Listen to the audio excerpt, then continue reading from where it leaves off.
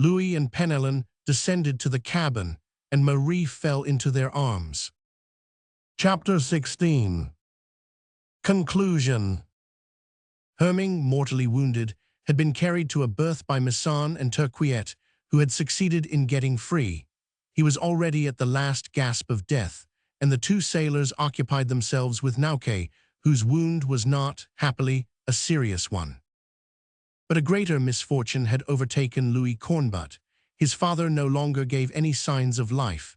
Had he died of anxiety for his son, delivered over to his enemies? Had he succumbed in presence of these terrible events? They could not tell, but the poor old sailor, broken by disease, had ceased to live. At this unexpected blow, Louis and Marie fell into a sad despair. Then they knelt at the bedside and wept. As they prayed for Jean Cornbutt's soul, Penelon, Misson, and Turquiette left them alone in the cabin and went on deck.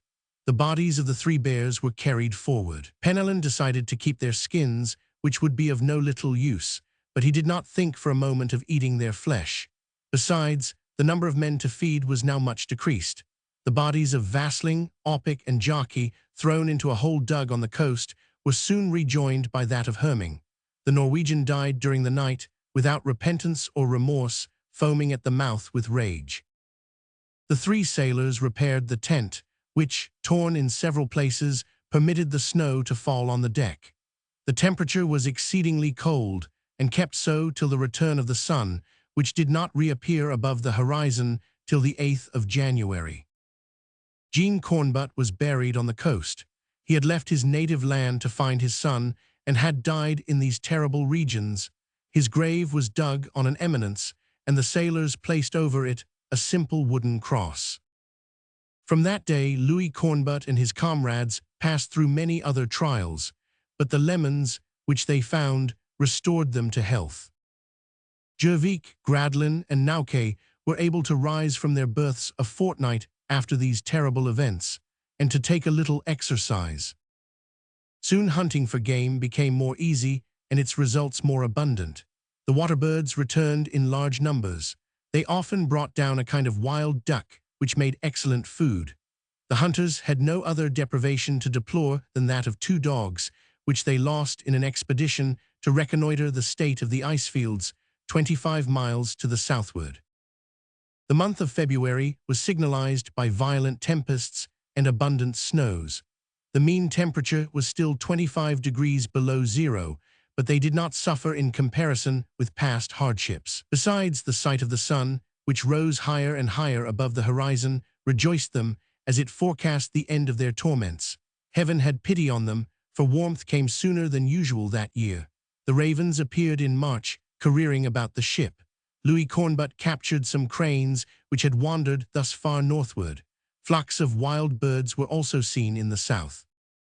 The return of the birds indicated a diminution of the cold, but it was not safe to rely upon this, for with a change of wind, or in the new or full moons, the temperature suddenly fell, and the sailors were forced to resort to their most careful precautions to protect themselves against it. They had already burned all the barricading, the bulkheads, and a large portion of the bridge.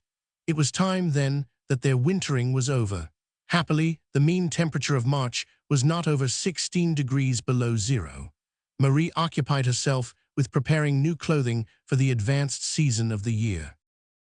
After the equinox, the sun had remained constantly above the horizon. The 8 months of perpetual daylight had begun. This continual sunlight, with the increasing though still quite feeble heat, soon began to act upon the ice. Great precautions were necessary in launching the ship from the lofty layer of ice which surrounded her. She was therefore securely propped up, and it seemed best to await the breaking up of the ice. But the lower mass, resting on a bed of already warm water, detached itself little by little, and the ship gradually descended with it. Early in April, she had reached her natural level. Torrents of rain came with April, which, extending in waves over the ice plain, hastened still more its breaking up. The thermometer rose to 10 degrees below zero. Some of the men took off their sealskin clothes, and it was no longer necessary to keep a fire in the cabin stove day and night. The provision of spirit, which was not exhausted, was used only for cooking the food. Soon the ice began to break up rapidly, and it became imprudent to venture upon the plain without a staff to sound the passages, for fissures wound in spirals here and there.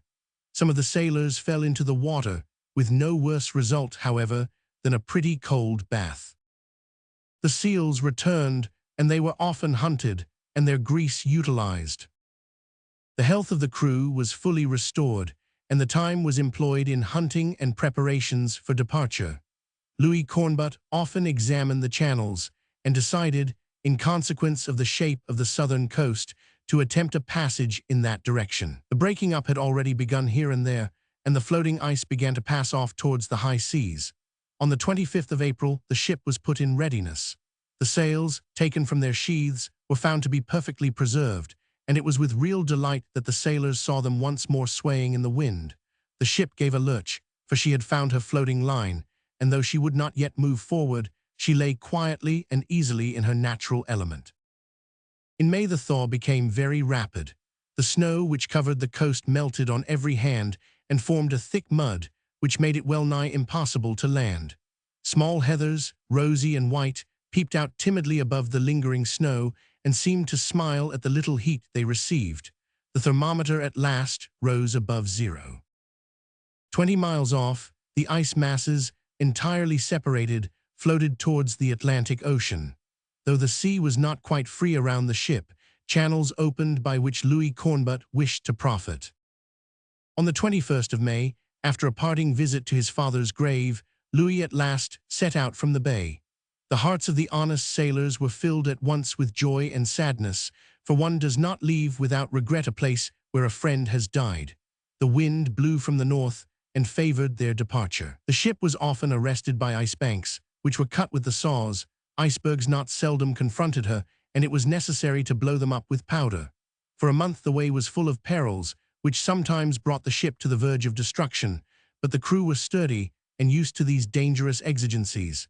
Penellan, Pierre Nauquet, Turquiet, Fidel Misson did the work of 10 sailors, and Marie had smiles of gratitude for each. The June Hardy at last passed beyond the ice in the latitude of Jean Meyer Island.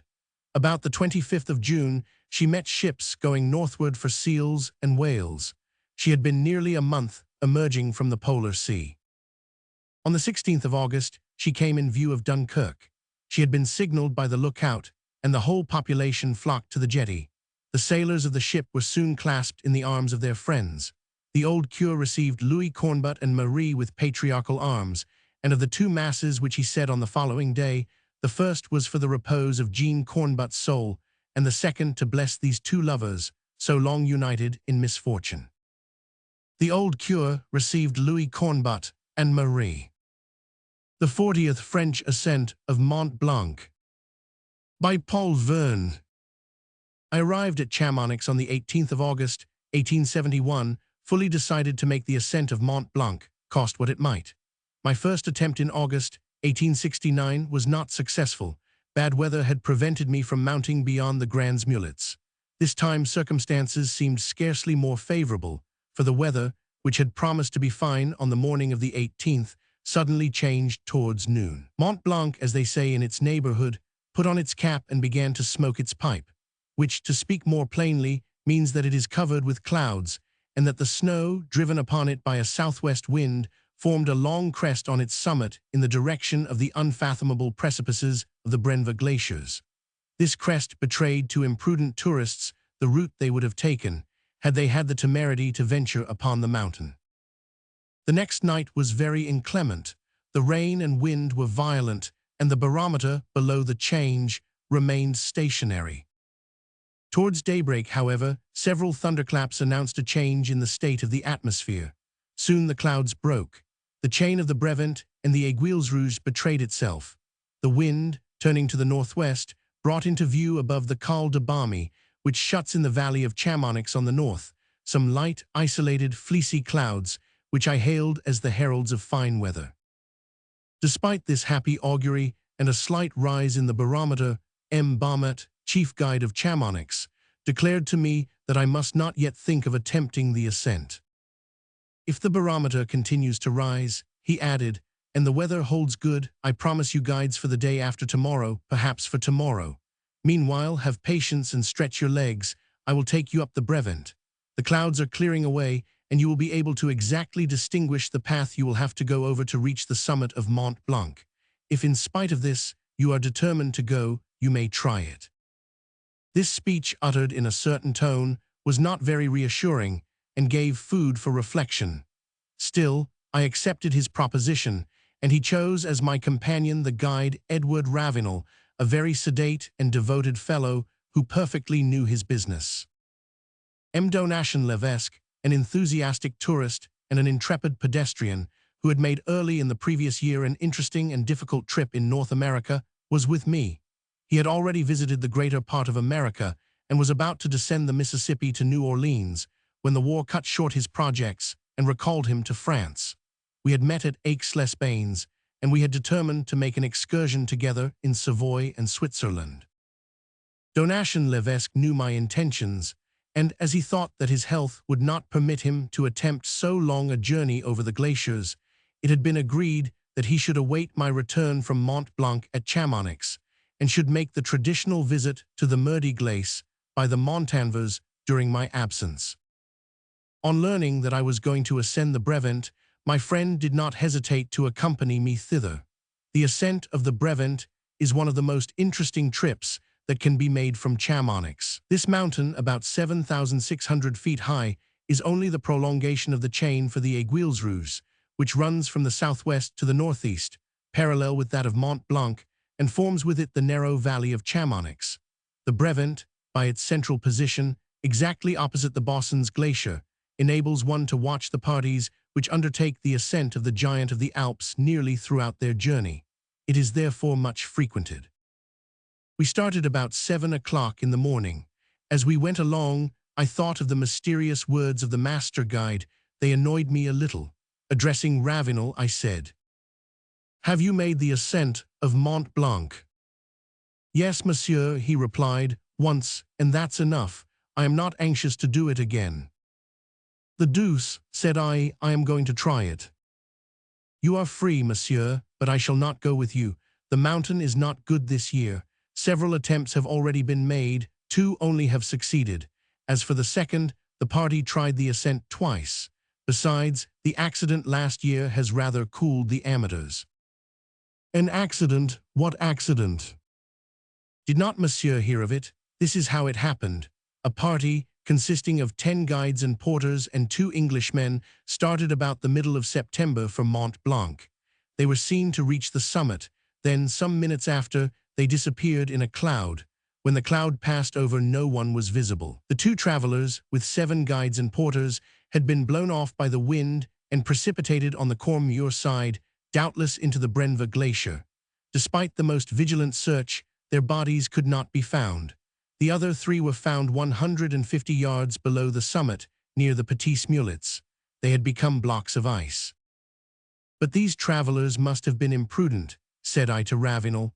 "What folly it was to start off so late in the year on such an expedition. They should have gone up in August." I vainly tried to keep up my courage. This lugubrious story would haunt me in spite of myself. Happily, the weather soon cleared, and the rays of a bright sun dissipated the clouds which still veiled Mont Blanc, and at the same time those which overshadowed my thoughts. Our ascent was satisfactorily accomplished. On leaving the chalets of Plainpres, situated at a height of 2,062 yards, you ascend, on ragged masses of rock and pools of snow, to the foot of a rock called the Chimney, which is scaled with the feet and hands. 20 minutes after, you reach the summit of the Brevent, whence the view is very fine. The chain of Mont Blanc appears in all its majesty. The gigantic mountain, firmly established on its powerful strata, seems to defy the tempests which sweep across its icy shield without ever impairing it, whilst the crowd of icy needles, peaks, mountains, which form its cortege and rise everywhere around it, without equaling its noble height, carry the evident traces of a slow wasting away. View of Mont Blanc from the Brevent. From the excellent lookout which we occupied, we could reckon, though still imperfectly, the distance to be gone over in order to attain the summit.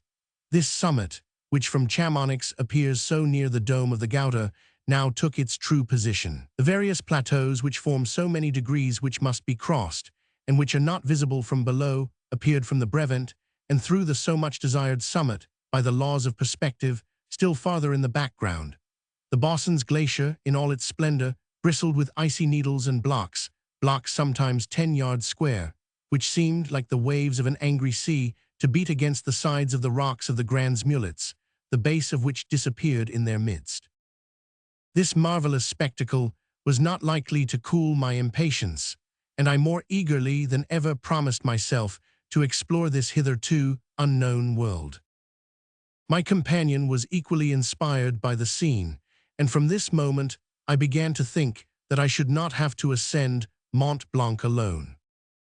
We descended again to Chamonix.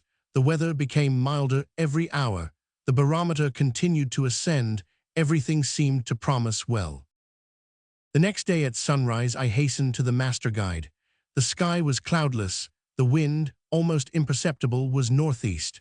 The chain of Mont Blanc, the higher summits of which were gilded by the rising sun, seemed to invite the many tourists to ascend it.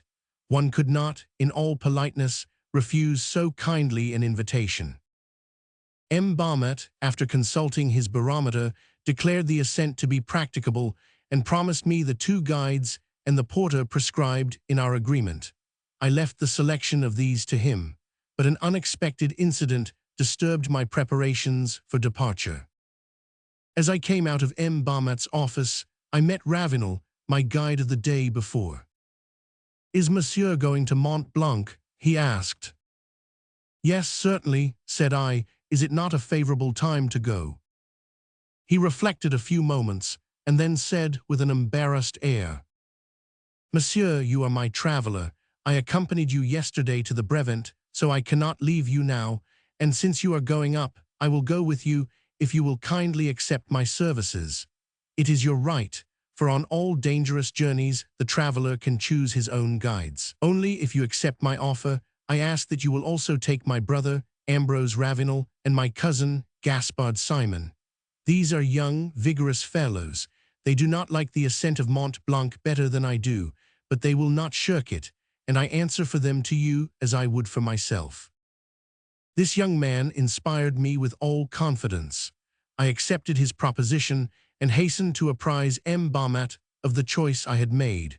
But M. Barmet had meanwhile been selecting guides for me according to their turn on his list. One only had accepted, Edward Simon.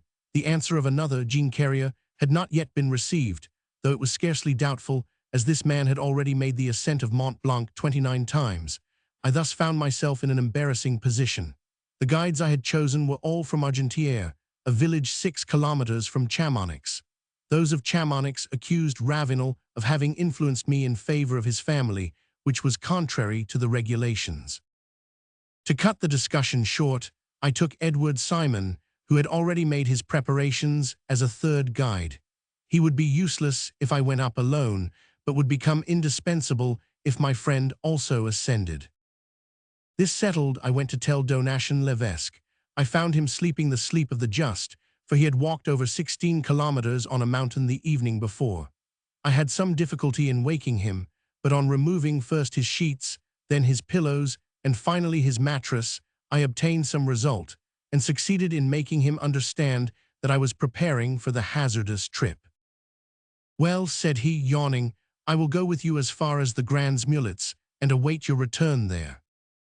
"Bravo," I replied. "I have just one guide too many, and I will attach him to your person." We bought the various articles indispensable to a journey across the glaciers. Iron-spiked alpenstocks, coarse cloth leggings, green spectacles fitting tightly to the eyes, furred gloves, green veils, nothing was forgotten. We each had excellent triple-soled shoes, which our guides roughed for the ice. This last is an important detail, for there are moments in such an expedition when the least slip is fatal, not only to yourself, but to the whole party with you. Our preparations and those of the guides occupied nearly 2 hours. About 8 o'clock, our mules were brought, and we set out at last for the chalet of the Pierre Pointu, situated at a height of 6,500 feet, or 3,000 above the valley of Chamonix, not far from 8,500 feet below the summit of Mont Blanc. On reaching the Pierre Pointu, about 10 o'clock, we found there a Spanish tourist, M.N., accompanied by 2 guides and a porter. His principal guide, Packard, a relative of the Dr. Packard who made, with Jacques Barmat, the first ascent of Mont Blanc, had already been to the summit 18 times. M.N. was also getting himself ready for the ascent. He had traveled much in America and had crossed the Cordilleras to Quito, passing through snow at the highest points. He therefore thought that he could, without great difficulty, carry through his new enterprise, but in this he was mistaken. He had reckoned without the steepness of the inclinations which he had to cross and the rarefaction of the air. I hasten to add, to his honor, that, since he succeeded in reaching the summit of Mont Blanc, it was due to a rare moral energy, for his physical energies had long before deserted him. We breakfasted as heartily as possible at the Pierre Pointu, this being a prudent precaution, as the appetite usually fails higher up among the ice. View of Bosson's Glacier near the Grands Mulets. M.N. set out at 11 with his guides for the Grands Mulets. We did not start until noon. The mule road ceases at the Pierre Pointu. We had then to go up a very narrow zigzag path which follows the edge of the Bosson's Glacier and along the base of the Aigle du Midi. After an hour of difficult climbing in an intense heat, we reached a point called the Pierre LHL, 8,100 feet high. The guides and travelers were then bound together by a strong rope, with 3 or 4 yards between each. We were about to advance upon the Bosson's Glacier. This glacier, difficult at first, presents yawning and apparently bottomless crevasses on every hand. The vertical sides of these crevasses are of a glaucous and uncertain color, but too seducing to the eye. When approaching closely, you succeed in looking into their mysterious depths. You feel yourself irresistibly drawn towards them, and nothing seems more natural than to go down into them. Passage of the Bosson's Glacier. You advance slowly, passing round the crevasses or on the snow bridges of dubious strength. Then the rope plays its part. It is stretched out over these dangerous transits. If the snow bridge yields, the guide or traveler remains hanging over the abyss. He is drawn beyond it and gets off with a few bruises. Sometimes, if the crevasse is very wide but not deep, he descends to the bottom and goes up on the other side. In this case, it is necessary to cut steps in the ice, and the 2 leading guides, armed with a sort of hatchet, perform this difficult and perilous task. A special circumstance makes the entrance on the Bossons dangerous. You go upon the glacier at the base of the Aigle du Midi, opposite a passage whence stone avalanches often descend. This passage is nearly 600 feet wide. It must be crossed quickly, and as you pass, a guide stands on guard to avert the danger from you if it presents itself. In 1869, a guide was killed on this spot, and his body, hurled into space by a stone, was dashed to pieces on the rocks 900 feet below. Crevasse and bridge. We were warned and hastened our steps as fast as our inexperience would permit, but on leaving this dangerous zone, another, not less dangerous, awaited us. This was the region of the shipwrecks, immense blocks of ice, the formation of which is not as yet explained. View of the shipwrecks. These are usually situated on the edge of a plateau and menace the whole valley beneath them. A slight movement of the glacier, or even a light vibration of the temperature, impels their fall and occasions the most serious accidents. View of the shipwrecks. Messieurs, keep quiet and let us pass over quickly. These words, roughly spoken by one of the guides, checked our conversation. We went across rapidly and in silence. We finally reached what is called the junction, which might more properly be called the violent separation, by the Côte Mountain, the Bossons and Taconnay glaciers. At this point the scene assumes an indescribable character. Crevasses with changing colors, ice needles with sharp forms, seracs suspended and pierced with the light, little green lakes, compose a chaos which surpasses everything that one can imagine. Added to this, the rush of the torrents at the foot of the glaciers, the sinister and repeated crackings of the blocks which detached themselves and fell in avalanches down the crevasses, the trembling of the ground which opened beneath our feet, gave a singular idea of those desolate places, the existence of which only betrays itself by destruction and death. Passage of the junction. After passing the junction, you follow the Taconic Glacier for a while and reach the side which leads to the Grands Mulets. This part, which is very sloping, is traversed in zigzags. The leading guide takes care to trace them at an angle of 30 degrees when there is fresh snow to avoid the avalanches. After crossing for 3 hours on the ice and snow, we reach the Grands Mulets, rocks 600 feet high, overlooking on one side the Bossons Glacier, and on the other the sloping plains which extend to the base of the Gouter Dome. Hut at the Grands Mulets. A small hut, constructed by the guides near the summit of the first rock, gives a shelter to travelers and enables them to await a favorable moment for setting out for the summit of Mont Blanc. They dine there as well as they can and sleep too, but the proverb, "He who sleeps dines," does not apply to this elevation, for one cannot seriously do the one or the other. "Well," said I to Levesque, after a pretense of a meal, "did I exaggerate the splendor of the landscape, and do you regret having come thus far?" "I regret it so little," he replied, "that I am determined to go on to the summit. You may count on me." "Very good," said I, "but you know the worst is yet to come." "Nonsense," he exclaimed, "we will go to the end.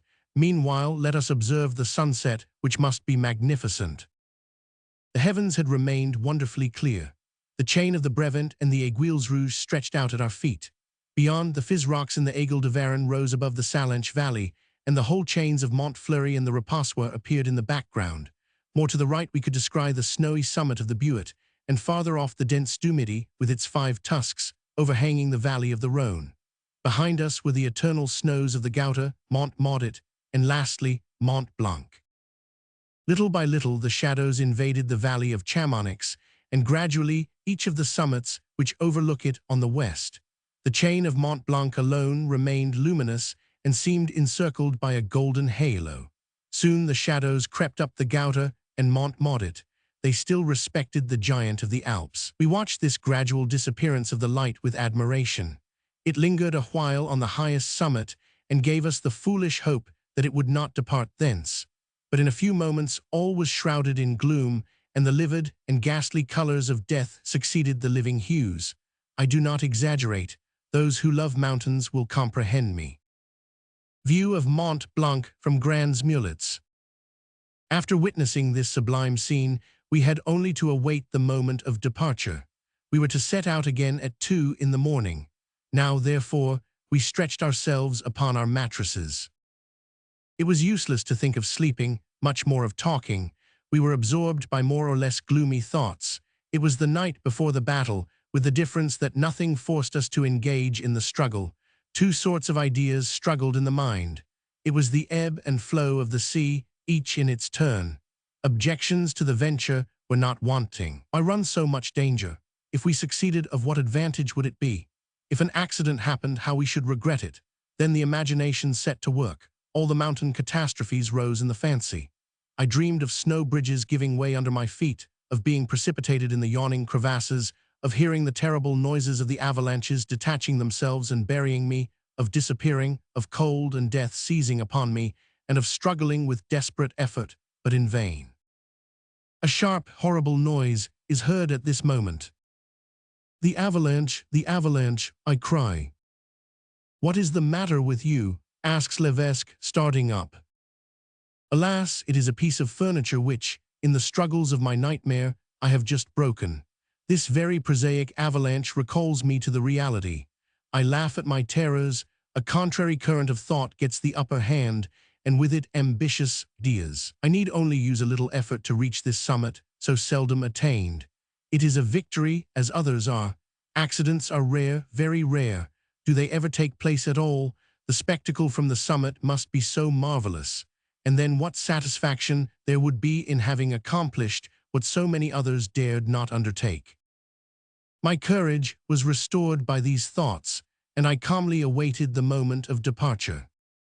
About 1 o'clock the steps and voices of the guides and the noise of opening doors indicated that that moment was approaching. Soon Ravenel came in and said, "Come, messieurs, get up. The weather is magnificent. By 10 o'clock we shall be at the summit." At these words, we leaped from our beds and hurried to make our toilet. Two of the guides, Ambrose Ravenel and his cousin Simon, went on ahead to explore the road. They were provided with a lantern, which was to show us the way to go, and with hatchets to make the path and cut steps in the very difficult spots. At 2 o'clock we tied ourselves one to another. The order of march was Edward Ravenel before me and at the head, behind me Edward Simon, then Donatian Levesque, after him our two porters, for we took along with us the domestic of the Grand Mullet's hut as a second, and M.N. party. The guides and porters, having distributed the provisions between them, the signal for departure was given, and we set off in the midst of profound darkness, directing ourselves according to the lantern held up at some distance ahead. There was something solemn in this setting out, but few words were spoken. The vagueness of the unknown impressed us, but the new and strange situation excited us and rendered us insensible to its dangers. The landscape around was fantastic, but few outlines were distinguishable. Great white confused masses, with blackish spots here and there, closed the horizon. The celestial vault shone with remarkable brilliancy. We could perceive, at an uncertain distance, the lantern of the guides who were ahead, and the mournful silence of the night was only disturbed by the dry, distant noise of the hatchet-cutting steps in the ice. We crept slowly and cautiously over the first ascent, going towards the base of the Gouter. After ascending laboriously for 2 hours, we reached the first plateau, called the Petit Plateau, at the foot of the Gouter, at a height of about 11,000 feet. We rested a few moments and then proceeded, turning now to the left and going towards the edge which conducts to the Grand Plateau. But our party had already lessened in number. M.N., with his guides, had stopped. His fatigue obliged him to take a longer rest. About 4:30 dawn began to whiten the horizon. At this moment we were ascending the slope which leads to the Grand Plateau, which we soon safely reached. We were 11,800 feet high. We had well earned our breakfast. Wonderful to relate, Levesque and I had a good appetite. It was a good sign. We therefore installed ourselves on the snow and made such a repast as we could. Our guides joyfully declared that success was certain. As for me, I thought they resumed work too quickly. M.N. rejoined us before long. We urged him to take some nourishment. He peremptorily refused. He felt the contraction of the stomach, which is so common in those parts, and was almost broken down. The Grand Plateau deserves a special description. On the right rises the dome of the Gouter. Opposite it is Mont Blanc, rearing itself 2,700 feet above it. On the left are the Rouge Rocks and Mont Maudit. This immense circle is one mass of glittering whiteness. On every side are vast crevasses. It was in one of these that 3 of the guides who accompanied Dr. Hamel and Colonel Anderson in 1820 were swallowed up. In 1864, another guide met his death there. This plateau must be crossed with great caution, as the crevasses are often hidden by the snow. Besides, it is often swept by avalanches. On the 13th of October, 1866, an English traveler and 3 of his guides were buried under a mass of ice that fell from Mont Blanc. After a perilous search, the bodies of the 3 guides were found. They were expecting every moment to find that of the Englishman, when a fresh avalanche fell upon the first and forced the searchers to abandon their task. Crossing the plateau. 3 routes presented themselves to us. The ordinary route, which passes entirely to the left, by the base of Mont Maudit, through a sort of valley called the Corridor, leads by gentle ascents to the top of the first escarpment of the Rouge Rocks. The second, less frequented, turns to the right by the Gouter and leads to the summit of Mont Blanc by the ridge which unites these 2 mountains. You must pursue for 3 hours a giddy path and scale a height of moving ice called the Camel's Hump. The third route consists in ascending directly to the summit of the Corridor, crossing an ice wall 750 feet high, which extends along the first escarpment of the Rouge Rocks. The guides declared the first route impracticable on account of the recent crevasses which entirely obstructed it. The choice between the 2 others remained. I thought the second, by the Camel's Hump, the best, but it was regarded as too dangerous, and it was decided that we should attack the ice wall conducting to the summit of the Corridor. When a decision is made, it is best to execute it without delay. We crossed the Grand Plateau and reached the foot of this really formidable obstacle. The nearer we approached, the more nearly vertical became its slope. Besides, several crevasses which we had not perceived yawned at its base. We nevertheless began the difficult ascent. Steps were begun by the foremost guide and completed by the next. We ascended 2 steps a minute. The higher we went, the more the steepness increased. Our guides themselves discussed what route to follow. They spoke in patois and did not always agree, which was not a good sign. At last, the slope became such that our hats touched the legs of the guide just before us. A hailstorm of pieces of ice, produced by the cutting of the steps, blinded us and made our progress still more difficult. Addressing one of the foremost guides, I said, "It's very well going up this way. It is not an open road, I admit. Still, it is practicable. Only how are you going to get us down again?"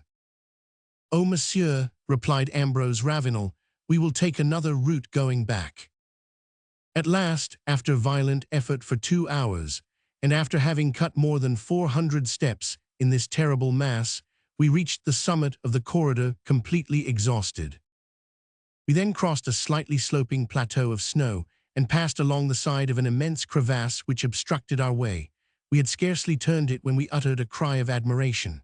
On the right, Piedmont and the plains of Lombardy were at our feet. On the left, the Pennine Alps and the Oberland, crowned with snow, raised their magnificent crests. Monte Rosa and the Cervin alone still rose above us, but soon we should overlook them in our turn. This reflection recalled us to the end of our expedition. We turned our gaze towards Mont Blanc and stood stupefied. "Heavens, how far off it is still!" cried Levesque. "And how high," I added. It was a discouraging sight. The famous wall of the ridge, so much feared, but which must be crossed, was before us with its slope of 50 degrees. But after scaling the wall of the corridor, it did not terrify us. We rested for half an hour and then continued our tramp, but we soon perceived that the atmospheric conditions were no longer the same. The sun shed his warm rays upon us, and their reflection on the snow added to our discomfort. The rarefaction of the air began to be severely felt. We advanced slowly, making frequent halts, and at last reached the plateau which overlooks the second escarpment of the Rouge Rocks. We were at the foot of Mont Blanc. It rose, alone and majestic, at a height of 600 feet above us. Monte Rosa itself had lowered its flag. Levesque and I were completely exhausted. As for M.N., who had rejoined us at the summit of the corridor, it might be said that he was insensible to the rarefaction of the air, for he no longer breathed, so to speak. We began at last to scale the last stage. We made 10 steps and then stopped, finding it absolutely impossible to proceed. A painful contraction of the throat made our breathing exceedingly difficult. Our legs refused to carry us, and I then understood the picturesque expression of Jacques Baumat when, in narrating his first ascent, he said that his legs seemed only to be kept up by his trousers. But our mental was superior to our physical force, and if the body faltered, the heart, responding excelsior, stifled its desperate complaint and urged forward our poor worn-out mechanism despite itself. We thus passed the Petits Mulets, and after 2 hours of superhuman efforts, finally overlooked the entire chain. Mont Blanc was under our feet. Summit of Mont Blanc. It was 15 minutes after 12. The pride of success soon dissipated our fatigue. We had at last conquered this formidable crest. We overlooked all the others, and the thoughts which Mont Blanc alone can inspire affected us with a deep emotion. It was ambition satisfied, and to me, at least, a dream realized. Mont Blanc is the highest mountain in Europe. Several mountains in Asia and America are higher, but of what use would it be to attempt them if, in the absolute impossibility of reaching their summit, you must be content to remain at a lesser height? Others, such as Mont Cervin, are more difficult of access, but we perceived the summit of Mont Cervin 1,200 feet below us. And then, what a view to reward us for our troubles and dangers! The sky, still pure, had assumed a deep blue tint. The sun, despoiled of a part of his rays, had lost his brilliancy, as if in a partial eclipse. This effect, due to the rarefaction of the air, was all the more apparent as the surrounding eminences and plains were inundated with light. No detail of the scene, therefore, escaped our notice. In the southeast, the mountains of Piedmont and farther off the plains of Lombardy shut in our horizon. Towards the west, the mountains of Savoy and Dauphine, beyond the valley of the Rhône. In the northwest, the Lake of Geneva and the Jura, then descending towards the south, a chaos of mountains and glaciers beyond description, overlooked by the masses of Monte Rosa, the Mischabelhorner, the Cervin, the Weichhorn, the most beautiful of crests, as Tyndall calls it, and farther off by the Jungfrau, the Monk, the Eiger, and the Finster Rarhorn. The extent of our range of vision was not less than 60 leagues. We therefore saw at least 120 leagues of country. A special circumstance happened to enhance the beauty of the scene. Clouds formed on the Italian side and invaded the valleys of the Pennine Alps without veiling their summits. We soon had under our eyes a second sky, a lower sky, a sea of clouds, whence emerged a perfect archipelago of peaks and snow-wrapped mountains. There was something magical in it, which the greatest poets could scarcely describe. The summit of Mont Blanc forms a ridge from southwest to northeast, 200 paces long and a yard wide at the culminating point. It seemed like a ship's hull overturned, the keel in the air. Strangely enough, the temperature was very high, 10 degrees above zero. The air was almost still. Sometimes we felt a light breeze. The first care of our guides was to place us all in a line on the crest opposite Chamonix, that we might be easily counted from below, and thus make it known that no one of us had been lost.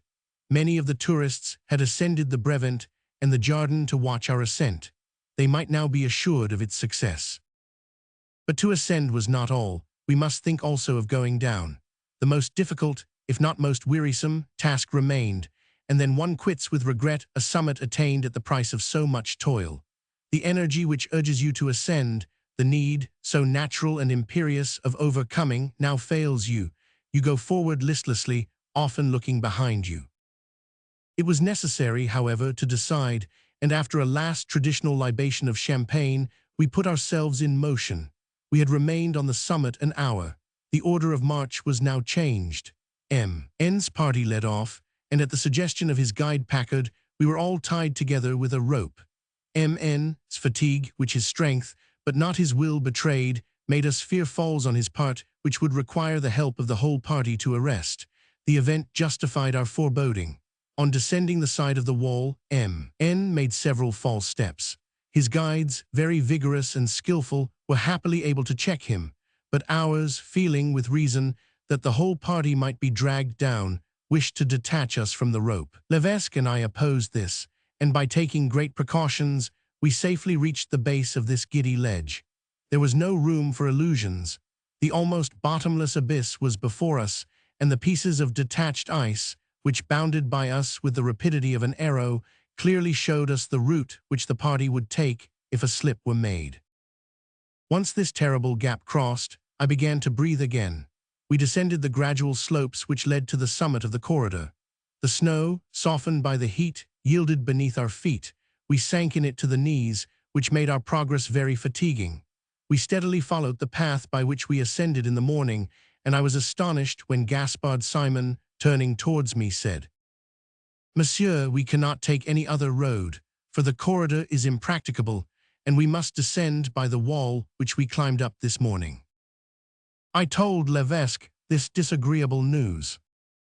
"Only," added Gaspard Simon, "I do not think we can all remain tied together. However, we will see how M.N. bears it at first." We advanced towards this terrible wall. M.N.'s party began to descend, and we heard Packard talking rapidly to him. The inclination became so steep that we perceived neither him nor his guides, though we were bound together by the same rope. As soon as Gaspard Simon, who went before me, could comprehend what was passing, he stopped, and after exchanging some words in patois with his comrades, declared that we must detach ourselves from M.N.'s party. "We are responsible for you," he added, "but we cannot be responsible for others, and if they slip, they will drag us after them." Saying this, he got loose from the rope. We were very unwilling to take this step, but our guides were inflexible.